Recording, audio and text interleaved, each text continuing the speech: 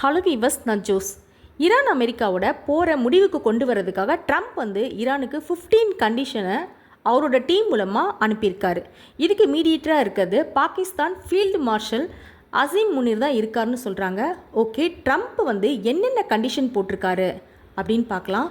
என்னென்ன கண்டிஷன் சொல்லியிருக்காருன்னா, nuclear weapon ready பண்ணுறத ஈரான் உடனே ஸ்டாப் பண்ணணும். 450 கிலோகிராம் யுரேனியமை இன்டர்நேஷ்னல் அட்டாமிக் எனர்ஜி ஏஜென்சி கிட்ட கொடுக்கணும். டெரர் குரூப்பான ஹமாஸ் ஹெல்ப் பண்ணுறதை ஸ்டாப் பண்ணணும்.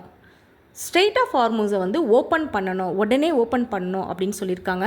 இதெல்லாம் செஞ்சால் யூஎஸ் ஈரானோட எலக்ட்ரிசிட்டி டெவலப்மெண்ட்ஸ்க்கு ஹெல்ப் பண்ணும் அப்படின்னு சொல்லியிருக்காங்க. இது மட்டும் இல்லை, ஈரான் எல்லா கண்ட்ரி கூடவும் ஃப்ரெண்ட்லியாக ஒரு பிஸ்னஸ் பண்ணலாம், அதுக்கு நான் ஓகே சொல்கிறேன் அப்படின்னு ட்ரம்ப் சொல்லியிருக்காரு. இது மட்டும் இல்லாமல் ஈரானோட அணுசக்தி மையங்களான நடான்ஸ் ஃபோர்டோ இதை சர்வதேச அணுசக்தி மையங்கள் அடிக்கடி சோதனையிடுறதுக்கும் ஈரான் அனுமதிக்கணும் அப்படின்னு சொல்லியிருக்காரு. 1 மந்த் வாரையும் ஸ்டாப் பண்ணுறதை பற்றி ட்ரம்ப் சொல்லியிருக்காரு. இந்த 1 மந்த் வாரை ஸ்டாப் பண்ணுற கேப்பில் ஈரானும் அமெரிக்காவும் சேர்ந்து இந்த வாரை பற்றி பேசி ஒரு முடிவுக்கு கொண்டு டோட்டலாக இந்த வாரை ஸ்டாப் பண்ணிடலாம் அப்படின்னு சொல்லியிருக்காரு. இதெல்லாம் ஈரான் பண்ணாவே ஈரானோட எக்கனாமி பெரிய லெவலில் டெவலப் ஆகிரும்.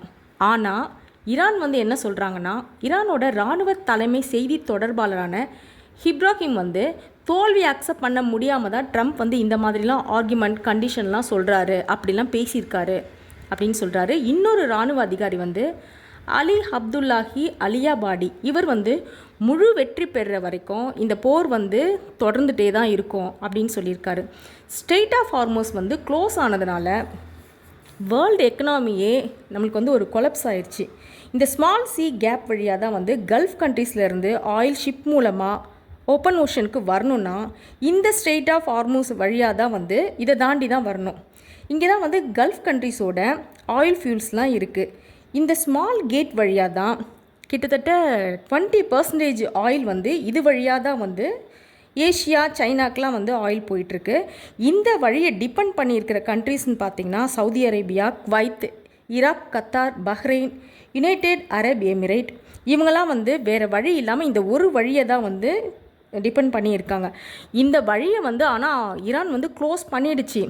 க்ளோஸ் பண்ணதுனால அதை மீறி ஷிப்ஸ் ஏதாவது கிராஸ் பண்ணி போனாவோ அந்த ஷிப்பை அட்டாக் பண்ணுறாங்க.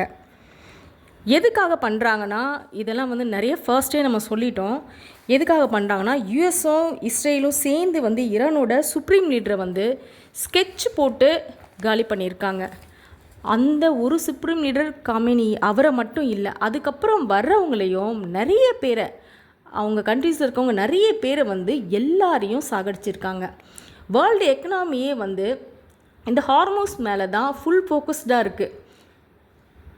பட் சில கண்ட்ரீஸ்க்கு மட்டும் ஹார்மோஸ் வழியாக ஓப்பன் பண்ணியிருக்காங்க ஈரான். அதில் நம்ம இந்தியாவும் இருக்குது. இப்போ பார்த்திங்கன்னா பெட்ரோல் டீசல் ரேட்டெல்லாம் ஏறிடுச்சு. நிறைய கண்ட்ரியில் கேஸ் தட்டுப்பாடு, ஹோட்டல்ஸ்லாம் வேறு நிறைய க்ளோஸ் பண்ணிட்டாங்க. லாக்டவுன் வரும்னு வேறு ஒரு டாக் இருக்குது. லாக்டவுன்னா பயப்படாதீங்க, நீங்கள் நினைக்கிற மாதிரி ஃபர்ஸ்ட் கொரோனாவில் நம்ம ரொம்ப கஷ்டப்பட்டு அனுபவித்தா அந்த லாக்டவுன் கிடையாது. இது இன்டர்நெட் சேவையில் சில சேஞ்சஸ் வரும் அப்படின்ற மாதிரி சொல்லியிருக்காங்க. ஈரானில் 160 குழந்தைங்க இறந்தது வேர்ல்டே அதிர வச்சுது.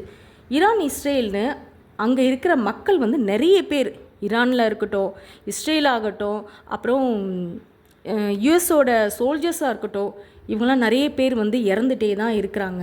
இப்போ இந்த வாரம் முடிவுக்கு கொண்டு வாரை ஸ்டாப் பண்ணுறேன்னு சொல்லி ட்ரம்ப் 15 பாயிண்ட்ஸ் இருக்கிற பேப்பர்ஸை பாகிஸ்தான் மூலமாக ஈரானுக்கு கொடுத்து அனுப்புனாலும் ஈரான் இதை ரிஜெக்ட் தான் பண்ணியிருக்கு.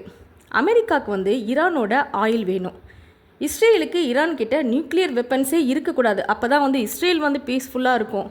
இதில் இவங்க 2 பேருக்கும் இருக்கிற 2 டிமாண்ட்ஸ் இந்த மாதிரி இருக்கிறதுனால இதில் வார் எப்படி இமீடியட்டாக ஸ்டாப் ஆகும் அப்படின்றது தெரியல. நிறைய அப்பாவி மக்கள் இறந்துகிட்டே இருக்காங்க. ஆனால் நம்மளால் எதுவுமே பண்ண முடியல. ஆனால் இப்போ அமெரிக்கா இந்தியா கிட்ட வாரை பற்றி பேசிட்டு தான் இருக்காங்க. நம்ம பிரைம் மினிஸ்டர்கிட்ட ஈரானும் இந்தியா கிட்ட பேசிட்டு தான் இருக்காங்க. நம்ம பிரைம் மினிஸ்டர் மோடி அவர்கள் இதில் தலையிட்டு வாரை ஸ்டாப் பண்ணுறதுக்கும் நிறைய சான்சஸ் இருக்குது. நம்ம இதை வெயிட் பண்ணி தான் பார்க்கணும். நெக்ஸ்ட் வீடியோவில் பார்க்குறேன். பாய்.